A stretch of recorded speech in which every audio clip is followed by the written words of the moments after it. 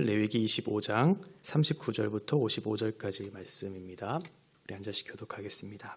너와 함께 있는 내 형제가 가난하게 되어 내게 몸이 팔리거든 너는 그를 종으로 부리지 말고 품꾼이나 동거인과 같이 함께 있게 하여 희년까지 너를 섬기게 하라. 그때에는 그와 그의 자녀가 함께 내게서 떠나 그의 가족과 그의 조상의 기업으로 돌아가게 하라. 그들은 내가 애굽 땅에서 인도하여 낸 내 종들이니 종으로 팔지 말 것이라. 너는 그를 엄하게 부리지 말고 내 하나님을 경외하라. 내 종은 남녀를 막론하고 내 사방 이방인 중에서 취할지니 남녀 종은 이런 자 중에서 사올 것이며 또 너희 중에 거류하는 동거인들의 자녀 중에서도 너희가 사올 수 있고 또 그들이 너희와 함께 있어서 너희 땅에서 가정을 이룬 자들 중에서도 그리할 수 있은즉 그들이 너희의 소유가 될지니라. 너희는 그들을 너희 후손에게 기업으로 주어 소유가 되게 할 것이라. 이방인 중에서는 너희가 영원한 종을 삼으려니와 너희 동족 이스라엘 자손은 너희가 피차 엄하게 부리지 말지니라.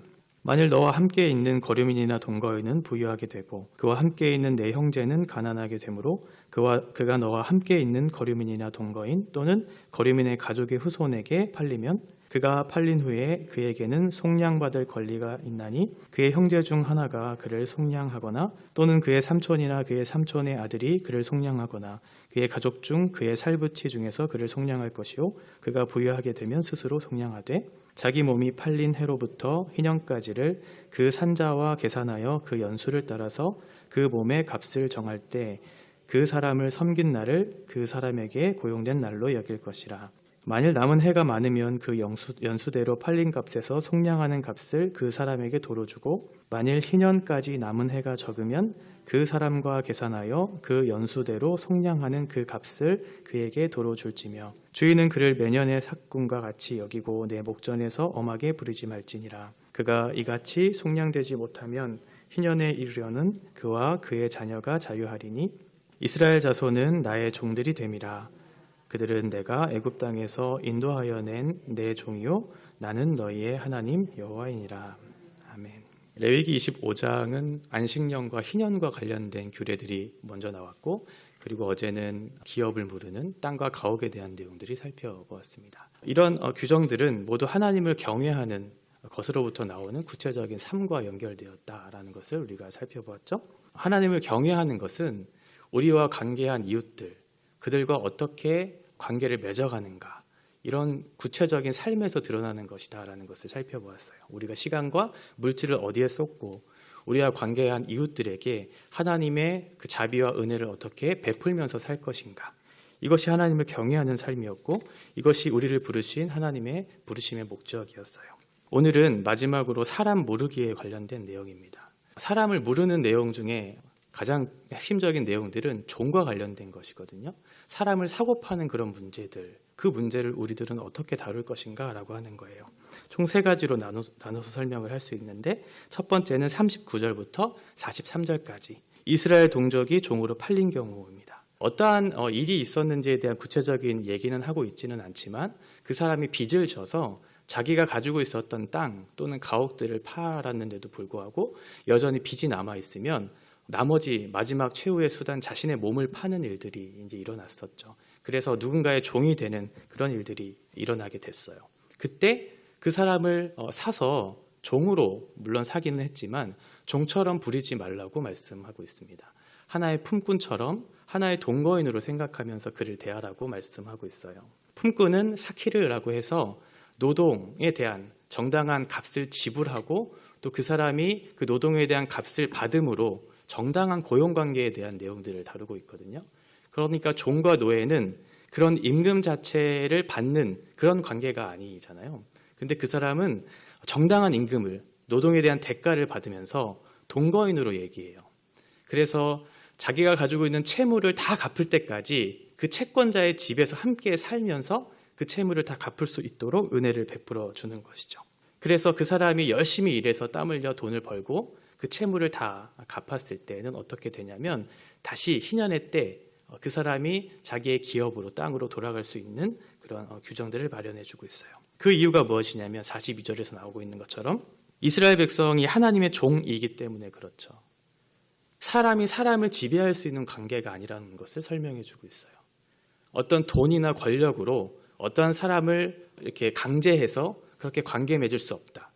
사람은, 특별히 이스라엘 백성들은 하나님의 종이기 때문에 다른 사람을 지배하고 착취하는 방식으로 그들을 대해서는 안 된다. 그들과 관계 맺어서는 안 된다라는 것을 하나님께서 말씀해 주고 있는 것이죠. 그러면서 43절에 그를 엄하게 부리지 말라. 이게 43절에서도 나오고 뒤에 46절, 53절 각 단락을 마무리할 때마다 엄하게 부리지 말라고 말씀하고 있거든요. 엄하게라고 하는 것은 애굽 생활을 얘기해요. 이스라엘 백성들이 애굽에서 엄하게 다루어지는 방식으로 그들을 그렇게 살았던 삶을 살았거든요. 착취하고 그들을 억압하는 방식으로 그렇게 너희들이 살지 말라고, 엄하게 하지 말라고 얘기하고 있고, 두 번째는 부리지 말라고 말씀하고 있어요. 이 부리다의 원어적 의미는 지배하다라고 하는 것이거든요. 그러니까 사람을 하나의 물건 취급하면서 그를 지배하는 방식으로, 착취하는 방식으로 그를 대하는 것은 잘못된 것이다 라고 얘기하면서, 왜 그렇게 해야 하냐면 너희는 하나님을 경외하는 사람이기 때문에 그렇다라고 하는 거예요. 하나님을 경외하는 것이 단순히 추상적인 하나님을 배웁고 하나님을 생각하는 것이 아니라 구체적인 이웃들과의 관계성 속에서 나타나는 것이기 때문에 그렇죠. 그 관계에서 하나님의 자비와 그 은혜를 베풀면서 살아가는 것이 옳기 때문에 그렇다라는 거예요. 그러니까 사람을 사람 취급으로 마땅히 해야 될 것에 대한 지금 말씀을 하고 있는 거죠. 물건 취급하듯 그렇게 다뤄서는 절대 안 된다고 말씀하고 있어요. 두 번째는 44절부터 46절까지인데 이방인이 종으로 팔린 경우에 대해서 얘기하고 있어요. 그래서 이스라엘 백성들은 종을 사올 수 있는 그런 권리가 있었는데 그 종의 대상이 누구였냐면 이방인들이었어요.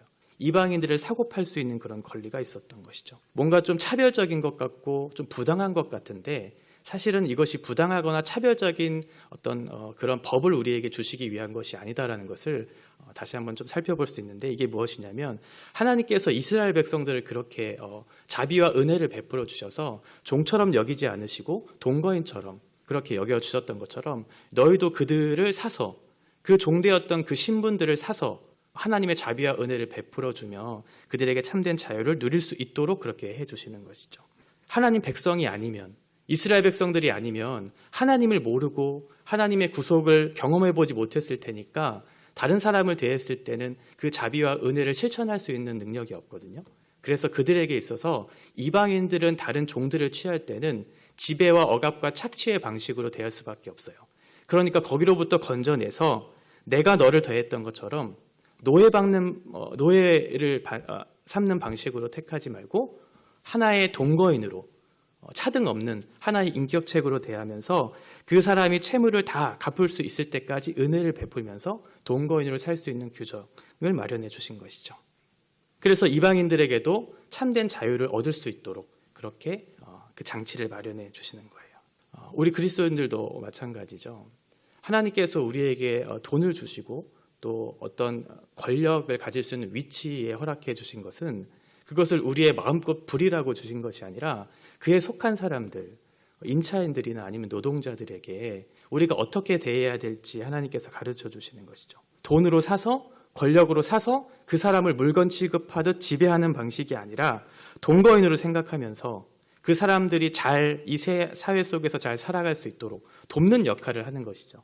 특별히 그들이 복음 안으로 들어올 수 있도록, 그리스도 안에서 참된 자유를 누리게 할 수 있도록 최대한 그에게 선대하면서 그들의 필요를 채워가면서 예수 그리스도의 사랑과 은혜를 전하면서 그들이 복음 안에서 참된 자유를 누릴 수 있도록 그렇게 여기라고 하는 거예요. 주인을 잘못 만나면 불행하지만 주인을 잘 만나면 그 사람은 행복하죠. 우리가 그 사람을 대할 때 우리로서 그 사람을 행복하게 할 수 있는 사람들이 되어야 돼요. 우리로서 그 역할을 하라고 우리에게 불러주신 것이죠.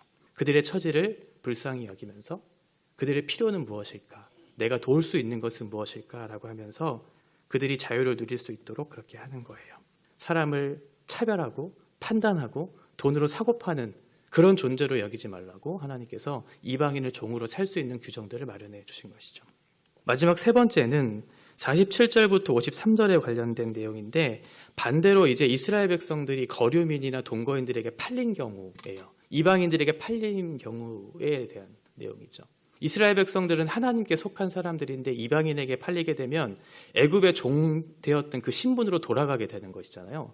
그러면 참된 자유가 없어지겠죠. 하나님을 예배할 수 있는 자유도 없어질 것이고 하나님께서 주신 그 은혜들을 마음껏 누리며 살 수 있는 그런 자유가 없어질 테니까 그들을 구속할 수 있는 방법을, 그 권리를 마련해 주세요. 다시 돈을 주고 살 수 있는 거죠. 어제 우리가 봤던 것처럼 기업을 물을 때도 고엘 제도를 허락하셨던 것처럼 세 가지 규정들을 똑같이 우리에게 주셔요. 고엘, 친척이나 가족들, 그 사람들이 대신 값을 지불해서 그 사람을 살 수 있는 것. 그리고 두 번째는 뭐냐면 그 사람이 어떤 채권자와 채무자의 관계 속에서 모든 채무를 해결하고 스스로 속량할 수 있는 권리가 이스라엘 안에는 있었어요.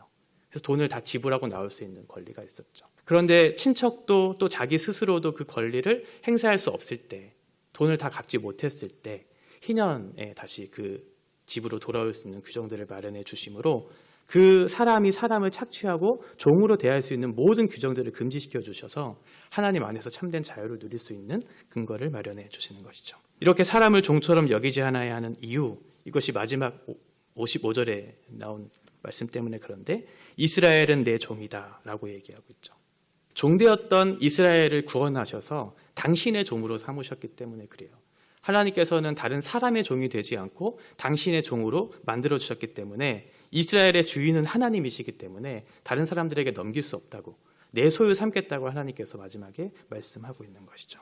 우리가 사람을 어떻게 대하는가를 보면 우리의 신앙이, 우리의 인격이 어떻게 잘 다져져 왔는지, 또는 내가 하나님 앞에 어떠한 삶을 살아가고 있는지, 특별히 하나님을 경외하고 있는지를 잘 나타내 보여줄 수 있어요. 잠언 14장 31절에 보면 가난한 사람을 학대하는 자는 그를 지으신 이를 멸시하는 자요, 궁핍한 사람을 불쌍히 여기는 자는 주를 공경하는 자이다. 이렇게 말씀하고 있거든요. 사람을 어떻게 대하는가를 보면 내가 하나님을 어떻게 경외하고 있는가, 내가 하나님과의 관계가 어떤가가 잘 드러난다는 것이죠. 이 경외라고 하는 것이 관계성 속에서 드러나는 것이기 때문에 그래요. 그리고 거룩도 마찬가지로 관계성 속에서 그것이 드러나기 때문에 그렇죠. 거룩하라, 거룩하라. 거룩이라고 하는 것은 혼자 열심히 성경 말씀을 읽고 열심히 기도한다고 해서 우리에게 이루어지는 것이 아니에요.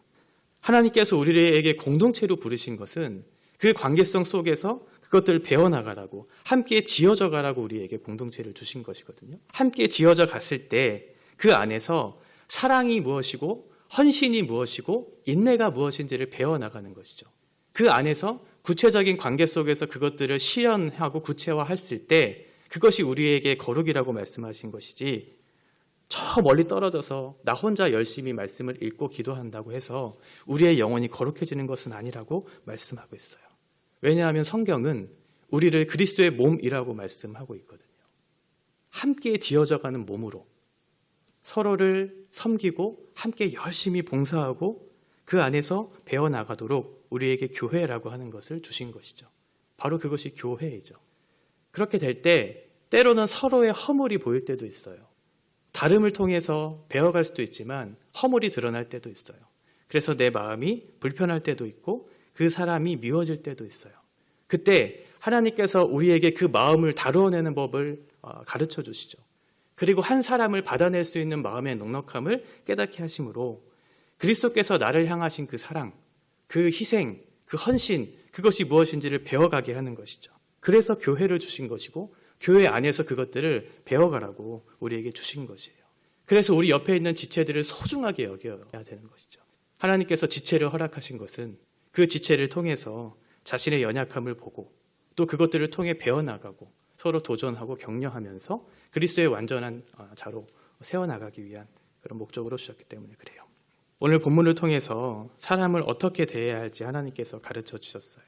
사람을 종으로, 그렇게 착취하는 방식으로 그렇게 하지 말라고 말씀하죠. 왜냐하면 하나님께서는 자기의 백성들을 부르실 때 그 백성들을 착취하는 방식으로 우리를 구원하신 것이 아니라 자신을 드림으로 자기의 전부를 드러내는 방식으로 섬기셨기 때문에 그렇죠. 내가 너희에게 한 것처럼 너희도 그와 같이 하라고 우리를 부르신 거예요. 우리가 하나님 안에서 죄의 속량을 받은 채무자였잖아요. 그것을 하나님께서 대신 값을 지불해 주심으로 우리에게 구원이라고 하는 것을 베풀어 주셨어요. 너희가 그 구원의 은혜를 받았다면 너는 이제 어떻게 살아야 하는가라고 하는 것이죠. 누구나 다 하나님의 형상으로 아름답게 지음받은, 그리고 아름다운 인격인 우리들을 하나님께서 만드셨다면 그 사람을 차등하거나 업신여겨서는 안 되죠. 왜냐하면 복음은 자유자나 종이나 남자나 여자나 가난한 자나 부한 자나 배운 자나 못 배운 자나 다 그리스도 안에서 한 몸을 이루는 사람들이기 때문에 그래요. 그래서 복음은 차별이 없고 차등이 없죠. 정죄가 없고 비판이 없고 다른 사람을 향한 판단이 들어설 자리가 없는 것이 복음이기 때문에 그래요. 우리 모두는 은혜로 구원받은 사람들이고 우리의 자격과 조건으로서는 아무것도 갖추지 못했다는 것을 기억하셔야 돼요. 내가 그리스도 안에서 얼마나 큰 죄인인 것과 그 죄인인 나를 하나님의 그 값없는 그 구속의 은혜로 나를 구원해 주셨다는 사실을 기억한다면 우리는 그렇게 다른 사람을 착취하고 다른 사람을 정죄하는 방식으로 살아갈 수 없죠. 이것이 하나님의 나라이고 이 하나님 나라를 살아가는 백성들이 바로 성도, 거룩한 무리들이기 때문에 그래요. 우리 구면동 교회가 그런 거룩한 무리로서의 그런 나라들을 잘 일구어가고 그 안에서 서로를 사랑하면서 내 몸과 같이 사랑하면서 그리스도 안에서 완전한 자로 세워지는 그런 은혜가 있기를 간절히 바랍니다. 기도하겠습니다. 하나님 아버지, 종 되었던 우리를 대신 속량하심으로 참된 자유와 안식을 주신 하나님, 우리와 관계된 사람을 대할 때 어떠한 태도로 사람을 대해야 할지 성경은 명확하게 말하고 있습니다. 우리는 누군가를 지배할 수 있는 사람들이 아닙니다. 그리스도께서도 우리를 대하실 때 자기 백성들을 착취하지 않으셨고 오히려 자기의 전부를 내어주는 방식으로 섬겼기 때문에 그렇습니다. 때로 상대의 허물이 보이고 서로를 받아낼 수 없을 때 그리스도께서 나를 어떻게 대하셨는가를 생각하면서 서로를 대하게 하시고 착취와 억압이 아닌 한 인격체로 존중하면서 서로를 차등 없이 대하는 성숙함을 허락해 주시옵소서. 우리 우면동교회가 그리스도 안에서 한 몸을 이루어가는 과정 속에 예수를 닮아가는 복을 누리게 하여 주시옵소서. 예수님의 이름으로 기도합니다. 아멘.